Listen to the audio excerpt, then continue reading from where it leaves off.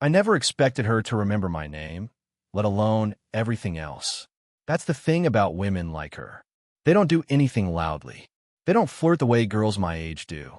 They don't try. They don't need to.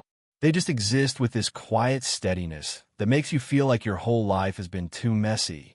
And somehow, they notice you anyway. It started at the laundromat. Not some romantic movie laundromat with soft lighting and background music. Just a small 1-2 streets away from my apartment, with flickering fluorescent lights and machines that always sounded like they were arguing with each other. I went there every Wednesday night because my place didn't have a washer. And honestly, it gave me something to do. Something that made the week feel structured, even when everything else wasn't. That night, I came in with my basket of clothes and my headphones on, but nothing playing. I did that sometimes, wore them like an excuse not to talk to anyone. The air smelled like detergent and warm fabric. The same smell every time. Familiar. Safe. She was already there, sitting on one of the plastic chairs near the dryers, legs crossed, reading a book like she belonged there. Like laundromats were meant for people like her. At first, I didn't recognize her. Then she looked up, and it hit me. Mrs. Hale, my friend's mom. I hadn't seen her since high school, back when she was just background. A presence in the kitchen when my friend and I raided the fridge. A voice asking if we wanted more pizza rolls. A woman who always seemed calm, even when the house was loud. Now she looked different. Not younger. Not older either. Just sharper. Like life had shaped her into someone quieter and more careful. Her hair was tied back in a loose bun, and she wore a long cardigan the color of coffee. She didn't have makeup on, at least not the obvious kind, but her face still looked put together in a way I couldn't explain. When she saw me, she didn't smile right away. She just stared for a second, like she was sorting through a memory. Then she said, "Ethan." My name, spoken like it mattered. I froze with my laundry basket in my hands. My brain did that stupid thing where it panics over something simple. "Yeah," I said. "Ooh." She closed her book slowly, like she wasn't in a rush. "Wow, it's been a long time." I nodded and tried to laugh, but it came out awkward. "Yeah, I didn't expect to see you here." She glanced at my laundry basket and lifted an eyebrow slightly. I could say the same. That was it. That tiny joke. But the way she said it, soft, dry, like she wasn't trying to be funny, made me smile for real. I put my basket down and started sorting my clothes, pretending my hands weren't suddenly clumsy. I kept sneaking quick looks at her, like a thief. She was folding a napkin she'd brought with her. One of those cloth ones, not paper. She folded it slowly, perfectly, and set on her lap. Then she went back to her book like she hadn't just made my entire night feel strange. I should have just done my laundry and left. But I didn't. I kept thinking about how she remembered my name so easily. Most people didn't. Not anymore.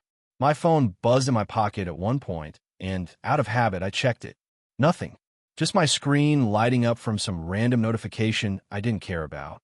I stared at it longer than I needed to.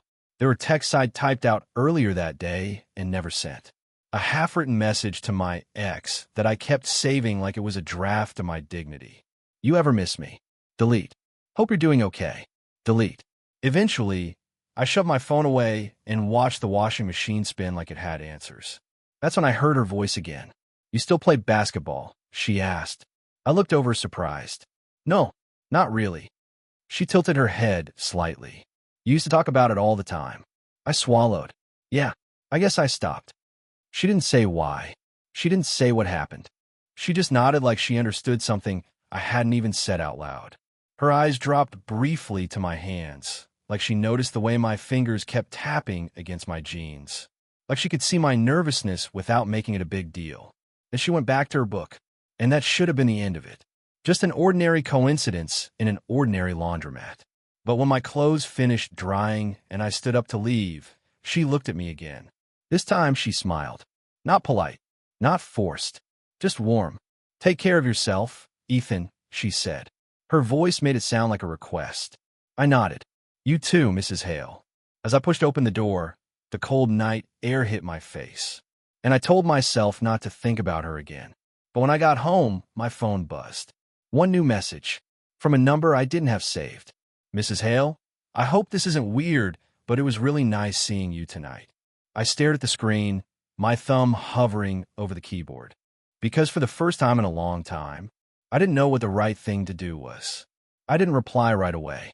Not because I didn't want to, because my brain instantly started doing that thing where it tries to protect me from anything that might make my life more complicated than it already was. It was just a text, a normal text, but it didn't feel normal. I read it 3 times, like the words might change. I hope this isn't weird, but it was really nice seeing you tonight. Her typing style was exactly how I remembered her speaking.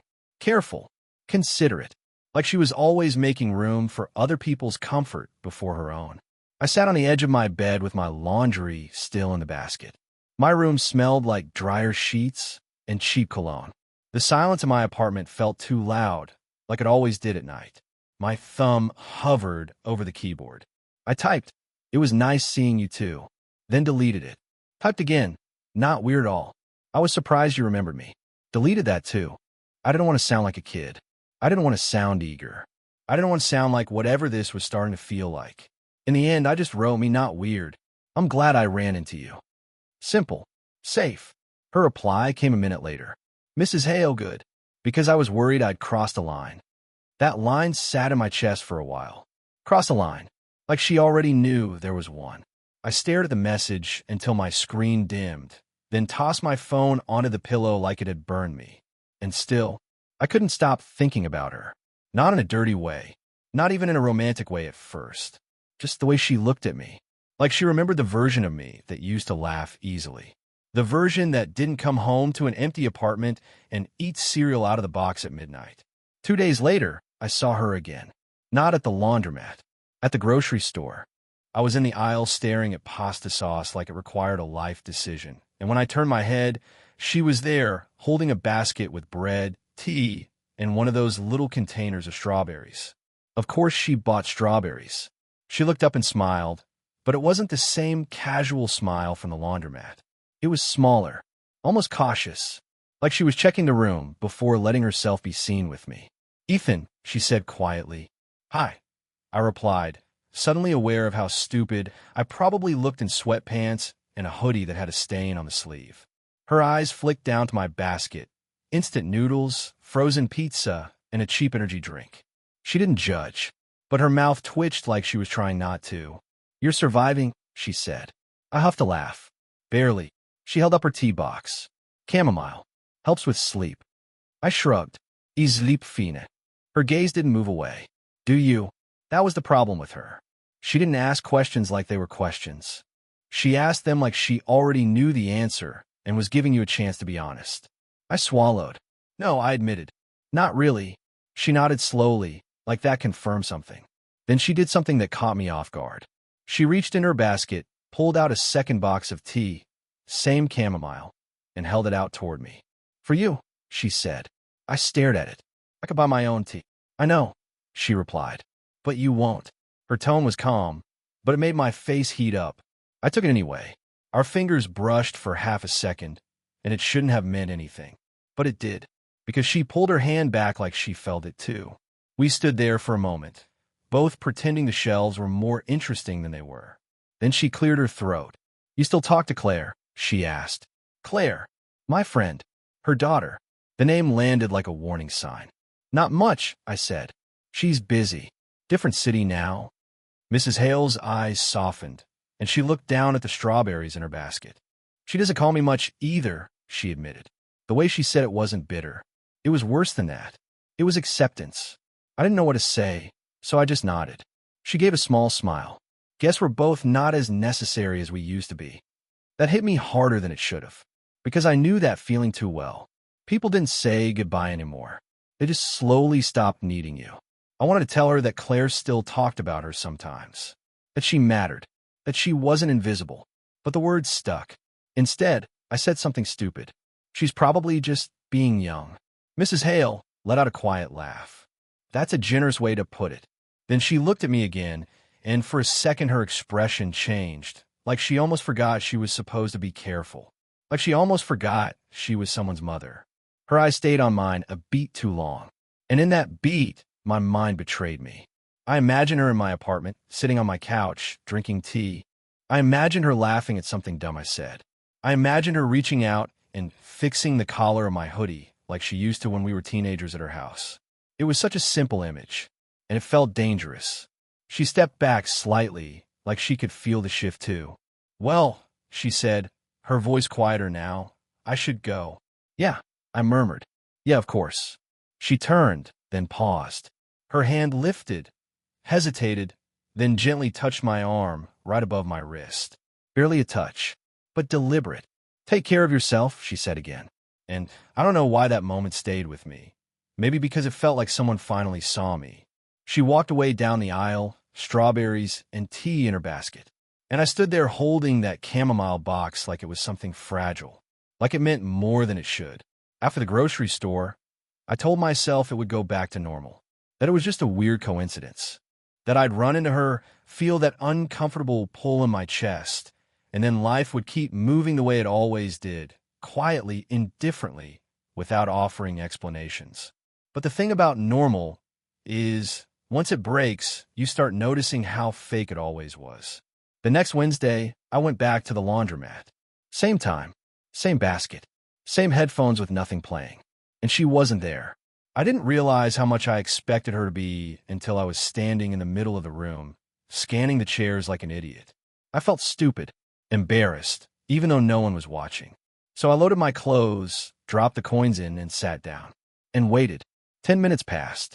15. The door opened once, and my head lifted automatically, too fast. Just some guy in a work uniform. I looked back down at my phone and pretended I didn't care. But I did. I cared enough that I almost texted her. Almost. I opened the message thread and stared at her last text from days ago. "Mrs. Hale, take care of yourself." Like she was signing off from something. Like she was trying to keep it clean. I typed, "Are you coming tonight?" Then I deleted it. Because what kind of question was that? What kind of person asks their friend's mom if she's coming to the laundromat like it's a date? I shoved my phone back into my pocket and watched the machine spin, round and round, my clothes tumbling like they didn't know where to settle. Maybe she just changed her schedule. Maybe she'd realized it was weird. Maybe she decided it wasn't worth the risk of being seen with me. That thought should have made me feel relieved. Instead, it made me feel hollow. 2 days later, I was coming home from work when I saw her car in the driveway. Her car wasn't usually there at that hour, and I knew her car. I'd seen it parked outside Claire's house 100 times growing up. Same silver sedan, same small dent near the back bumper. Except now, it wasn't outside Claire's house. It was outside mine. I stopped at the bottom of the steps, keys in my hand, suddenly unsure if I should go in. The porch light was on, warm yellow, like someone was expecting me. I stepped inside quietly, and the first thing I heard was her voice. Not talking, humming, soft, almost absent-minded. I followed the sound into the kitchen. She was standing at the counter, sleeves rolled up, washing something that looked like a mug. Her hair was down this time, falling over one shoulder in a way that made her look less guarded. She turned when she heard my footsteps, and her face changed. That quick shift, like she'd forgotten for a moment who she was supposed to be. Then she smiled. "Hi," she said. My throat tightened. I glanced at the counter. A kettle, 2 cups, steam still rising faintly. "Yeah, of course. I didn't know you were here," I said. "I know." She looked down at the mug, drying it slowly with a dish towel. I wasn't sure if I should be. I walked closer, but not too close. I stopped on the other side of the kitchen island, like it was a boundary line. "What are you doing here?" I asked, trying to make it sound casual. She hesitated. Her fingers tightened around the towel. "I was in the area," she said. Then, after a beat, quieter, almost like she regretted lying, "I wanted to check on you." That hit harder than it should have. Check on you. No one checked on me anymore. I leaned against the counter, eyes dropping to her hands. Her hands always looked like they knew what they were doing. Mine didn't. "I'm fine," I said, even though my voice didn't believe me. She nodded, but her eyes stayed on my face. "Ethan," she said, and there was something careful in the way she said it. "You don't have to pretend with me." I let out a small breath, a laugh without humor. I don't even know who I'm pretending for anymore. It made her go still, just for a second, like she understood that sentence too well. She poured the tea, slid 1 cup across the counter toward me. I took it, our fingers brushing again. This time she didn't pull away as fast. The silence between us wasn't empty. It was full of things neither of us wanted to name. She sat down at the table. I stayed standing. She looked up at me and said, "You shouldn't be alone so much. Then why do you stop coming to the laundromat?" The words slipped out before I could soften them. Her eyes widened slightly. Then she looked away, and that was answer enough. She set her cup down carefully, like the sound might crack something. "I thought it was better," she said. "For who?" I asked, quieter now. She didn't respond right away. She just stared at the steam rising from her tea, watching it disappear into nothing. Then she whispered, almost to herself, "For both of us." I stepped closer without realizing it. One step, then another, until I was standing beside the table, close enough to smell her shampoo. Clean, familiar, like comfort. She lifted her eyes to mine. Her gaze didn't move away this time. Her lips parted like she was about to say something, or like she was about to stop herself. My heart beat hard, stupidly loud. I didn't reach for her. I didn't touch her, but my body leaned in anyway, just slightly. Her breath caught, and for one suspended moment, everything went quiet, the kettle cooling, the clock ticking, the whole world holding its breath. Then the front door opened. A voice called out from the hallway. "Mom." Claire. Her daughter. My friend. Mrs. Hale flinched like she'd been slapped, her chair scraping back sharply. And I stood there, frozen, teacup in my hand, feeling like I'd almost stepped off a cliff without realizing it. After that night, everything changed. Not in a dramatic way. Not with shouting or slammed doors. Just in the way people avoid looking at each other when they've almost done something they can't undo. Claire stayed for 2 days. 2 days of her laughter upstairs, 2 days of her footsteps, 2 days of her voice filling the house like she still belonged there, and 2 days of her mother becoming someone I didn't recognize. Mrs. Hale didn't sit in the kitchen anymore. She didn't make tea. She didn't hum. She moved through the house like a shadow that didn't want to be caught. Polite, quiet, efficient, like she was erasing herself, and me along with her. When Claire finally left, hugging her mom too quickly, promising she'd call more, Mrs. Hale just smiled like she believed it. Then the door closed, and the silence came back. Only this time it felt heavier, because now the silence had a memory. I try not to think about the almost kiss, the almost moment, the way her breath had caught like she'd wanted it to. But my mind kept replaying it like a song you hate but can't stop humming. A week passed, then another. I stopped seeing her, not at the grocery store, not in the kitchen, not even in the driveway. It was like she'd rearranged her entire life just to avoid crossing paths with me. And it did something to me. Something ugly. Not anger exactly. More like humiliation. Because maybe I'd imagined it. Maybe she'd been kind, and I'd turned it into something else because I was lonely and stupid and young. One evening, I came home later than usual. Not because I had plans. Just because I didn't want to walk into that house and feel her absence in every room. The air outside was cold, the kind that makes your ears sting. As I reached the porch steps, I saw her. Mrs. Hale was sitting on the front porch bench, wrapped in a cardigan, holding a small thermos in her hands. Her hair was tied back again, controlled, guarded. She didn't look up right away, but she knew it was me. I could tell by the way her shoulders tightened. I stopped a few feet away, hands shoved into my pockets. "You're out late," she said. Her voice was calm, too calm. I let out a short laugh. "So are you." She didn't smile. There was a long pause where neither of us moved. The porch light above us buzzed faintly. A moth kept circling it, desperate and stupid. I stepped closer, slowly, and sat down on the opposite end of the bench. Not too close. Close enough. Her thermos clicked softly as her fingers adjusted around it. I glanced at it. "Yeah." She nodded. "Habit. Chamomile." I asked. She looked at me then, a flicker of surprise. "Yes," she said, almost quietly. "Chamomile." Of course it was. I stared out at the street. It was empty. The neighborhood looked asleep, like it didn't want to witness anything. "Claire didn't tell me she was coming," I said. Mrs. Hale's jaw tightened. "She didn't tell me either," she replied. That made me glance at her again. The way she said it, like she wasn't hurt anymore. Like she was tired of being hurt. I swallowed. She saw us. Her fingers paused on the thermos lid. She saw nothing, she said quickly, but her voice betrayed her. Too sharp, too defensive. She knew it wasn't true. I leaned forward slightly, elbows on my knees. She asked me about you, I said. That made her go still. What did she ask? Her voice was careful now. Controlled. I hesitated. She asked why you've been acting weird.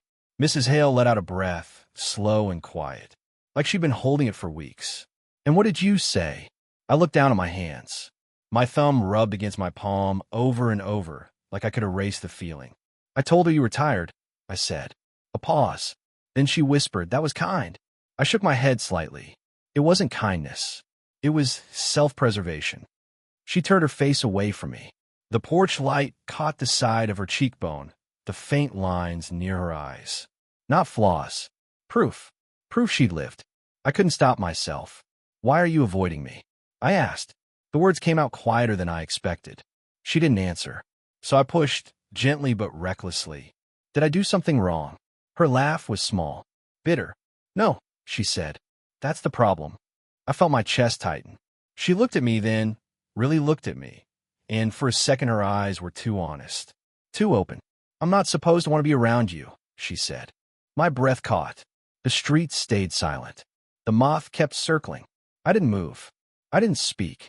Because if I did, I might ruin everything. Her fingers trembled slightly on the thermos. I keep telling myself you're just lonely, she continued, voice low.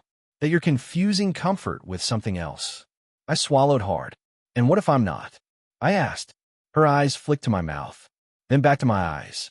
That tiny movement, so quick it could have been accidental, felt like a confession. She whispered, almost like she hated herself for it. Ethan. My name sounded different in her voice now. Not like a memory, like a temptation.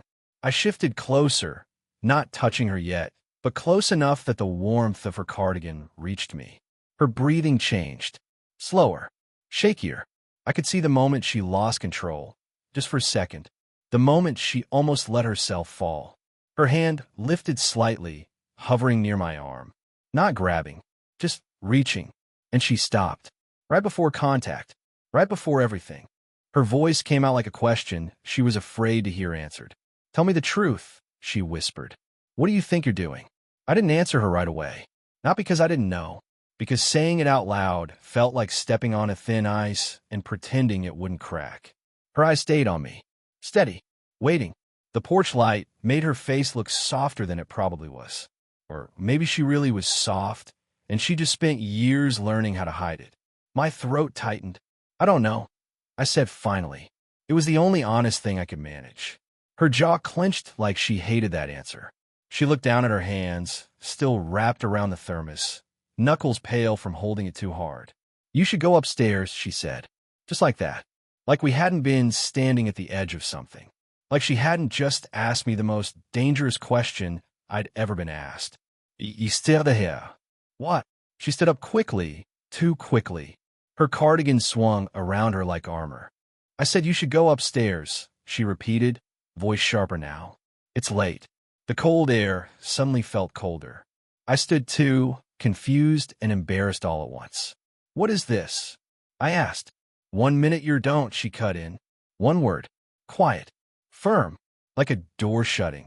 I watched her walk inside without looking back. No lingering glance. No hesitation. Just gone. And I stood there on the porch for a long moment, feeling stupid for thinking that night was different. Feeling stupid for letting myself believe she was reaching for me too. I went upstairs, but I didn't sleep. I lay on my bed staring at the ceiling, replaying every second on that bench. Every pause, every breath. The way her eyes had flicked to my mouth. It had been real. I knew it had been. So why did it feel like she'd erased it in 10 seconds?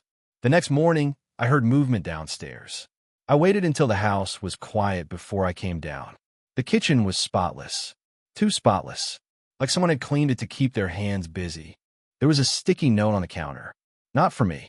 For herself, maybe. It read, called Daniel. Daniel. The name hit like a small punch. I didn't know a Daniel. But I knew that name didn't belong to Claire. It belonged to a man. I stood there longer than I should have, staring at that note like it was a clue I wasn't meant to see. Later that day, I heard her on the phone. I wasn't trying to listen. The walls were just thin.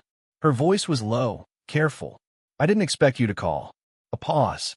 No, I'm fine. Another pause. Then something softer, almost bitter. I said, I'm fine, Daniel. The way she said his name, like it carried history, like it carried exhaustion. I backed away quietly, my chest tight. So that was it.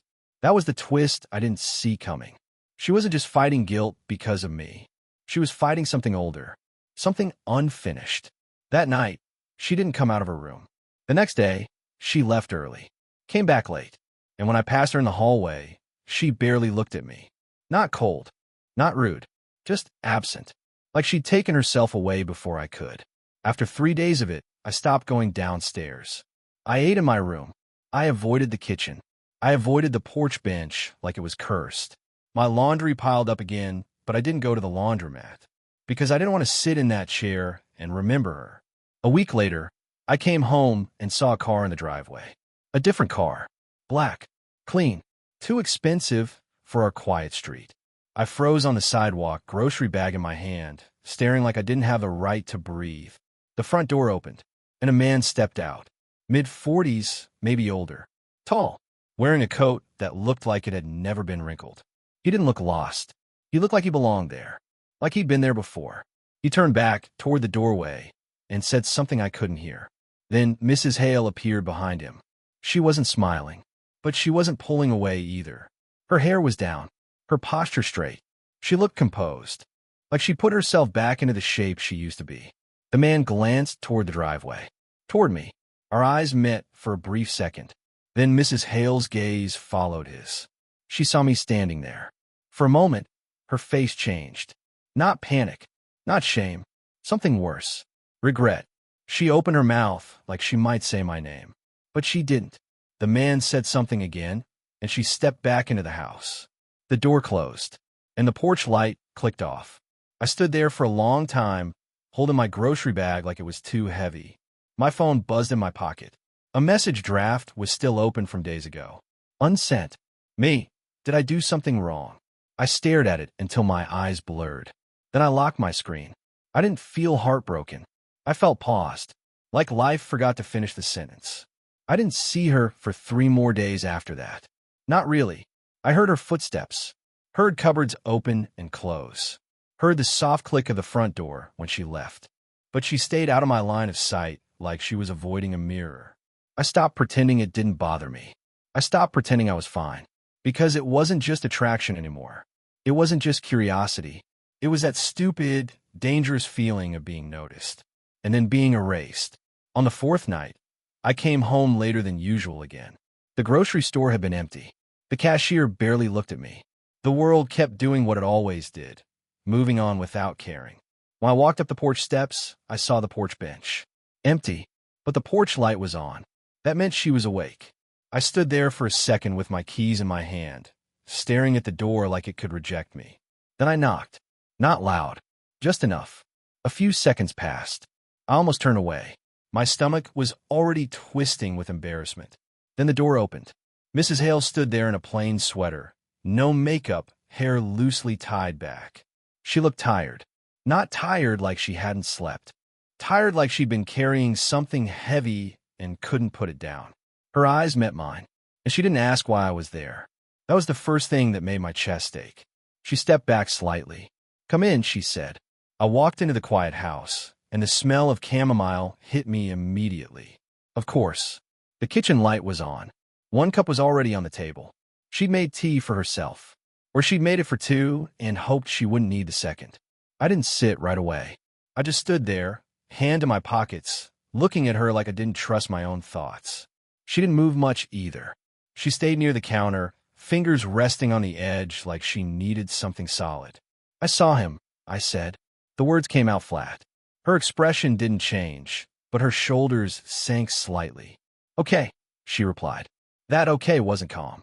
It was surrender. I swallowed. Who is he? She stared at the teacup for a long moment, then quietly said, my ex-husband. That surprised me. Not because she had an ex-husband, because she'd said it out loud, like she was tired of hiding the obvious. He came back. I asked. She nodded once. He called me. A few weeks ago. I felt my stomach tighten. And you didn't tell me. Her eyes lifted sharply. Not angry, just wounded. Ethan, she said softly, you're not supposed to be part of this. I let out a breath through my nose. Almost a laugh. Almost bitter. Yeah, I said. I figured that out. She flinched like my tone hit somewhere tender. Then she walked to the table and sat down slowly, like her body didn't want to hold her up anymore. He said he wanted to talk, she admitted. He said he missed his life. He said he made mistakes. I sat down across from her without thinking. The table between us felt like a line drawn on purpose. And what did you say? I asked. She looked at me then. Her eyes were glossy, but she wasn't crying. I told him I didn't know, she whispered. That answer didn't make me feel better. It made me feel terrified, because it meant she was still standing in the doorway of her old life. And I was just a strange new feeling she didn't have room for. I stared down at my hands. Then I said it, quietly, carefully. I wasn't trying to ruin anything. Her voice cracked slightly. I know. I looked up. My words broke off. My throat tightened. I forced myself to continue, even though my heart was pounding like it wanted to stop me. I don't think you realize what it did to me, I said. The way you looked at me, like I mattered. Like you remembered me. Her fingers curled around her mug. She didn't speak. So I kept going, softer now. I've been alone for a while. I admitted. Not in the dramatic way. Just in a way where you stop expecting anyone to notice when you come home. Her eyes dropped, and that killed me, because it meant she understood. Finally, she whispered. I tried to stop it. I looked at her. Why? Her lips parted, but nothing came out at first. Then she said the truth. The one she'd been holding back like a secret. Because I liked it, she said. And because I'm old enough to know what liking something can do. My chest tightened. I didn't move. I didn't reach across the table. I just stared at her like my body was afraid one wrong motion would make her disappear again. She inhaled slowly. Then she said, quieter than before, I don't want to be the reason you regret your 20s. I shook my head immediately. You're not. Her eyes met mine. And for the first time in weeks, she didn't look away. She stood up, walked around the table, and stopped beside me. Close. Not touching. I could feel her presence like warmth. Then her hand lifted, and she placed it gently on my shoulder. A simple touch. Nothing dramatic. But it landed like something permanent. I looked up at her. She swallowed hard. I can't promise you anything, she whispered. My voice came out rough. I'm not asking for promises. A long pause. Then she nodded, almost like she was agreeing to something she was terrified of. Her hand stayed on my shoulder, and she gave me the smallest smile. Not happy, not safe, just real. Okay, she said, and for the first time in a long time, I believed her. Weeks passed, then months. Not like the movies, not like fireworks or confessions shouted across rooftops. Just life moving forward quietly. She didn't rush me. I didn't rush her. We settled into the small rhythms that had always drawn us together. The chamomile tea she made without asking, the hum of the kettle in the morning, the way she left the porch light on for me when I stayed late at work. I learned the exact moment to arrive at the laundromat, so she'd already be there, chair pulled just right, book open to a random page. Not to force conversation, just to exist in the same space, letting the silence do the talking. I'd fold my clothes slowly, eyes flicking toward her hands without meaning to, and she'd glance up, a small, knowing smile tugging at her lips. Some days, she let me help with the groceries. I carried the black coffee she drank every morning, and she never reminded me it was hers, like she trusted I'd know. The smell of it mixed with the faint tang of detergent in her kitchen, and it became home. Claire visited occasionally, always giving us space, always smiling like she somehow understood that we weren't doing anything wrong, just waiting for the world to quiet down. We had benches now, outside the small park near her house, where she sometimes sat to read. I'd join her with a thermos of tea or a new book. No words needed, just presence. One foot on the pavement, one on the grass, the air carrying nothing but faint bird calls and the occasional car passing. The night we nearly crossed the line, the night with Daniel, faded into memory. Not bitter, not painful, Just lessons etched softly into our routines. The porches, the kitchen table, even the chamomile, it all carried the weight of what had almost been lost, and yet somehow hadn't. She laughed one morning at 8:47 a.m., exactly when I had shown up with my jacket half on, fumbling with the keys, still too sleepy to form words. It wasn't the laugh of a woman in a rom-com. It was dry, observational, faintly exasperated, and it felt like sunlight slicing through the ordinary. I watched her for a second longer than necessary, heart tightening in a way that wasn't urgency or desperation, just recognition. This was her. This was us. Messy, imperfect, slow, deliberate. Sometimes she left a note on the counter, never signed, never meant for anyone else but me. Coffee first, then the world. And I read it like scripture. The bench, the tea, the black coffee, they weren't symbols. They were proof. Proof that love could exist quietly, that could be patient, that it didn't need to scream to matter. One evening, months later, we sat together on the porch. The wind tugged lightly at her cardigan. My hands rested near hers, careful, tentative. She didn't need to speak. I didn't need to ask. The silence was full, comfortable, true. Finally, she looked at me and gave that small smile, the one that had pulled me in from the laundromat months ago. "Okay," she said softly. And that one word, as simple as it was, carried everything we hadn't said. I leaned back against the railing, letting the night air fill the spaces between us. For the first time in a long while, I didn't feel paused. I didn't feel lonely. I just felt here, and I knew she felt it too. The bench creaked under her weight. My hand brushed hers briefly, and neither of us moved away. Some things didn't need words. Some moments didn't need promises. We just existed together, and somehow that was enough. Did this story stay with you? What kind of quiet, real love stories do you want to hear next?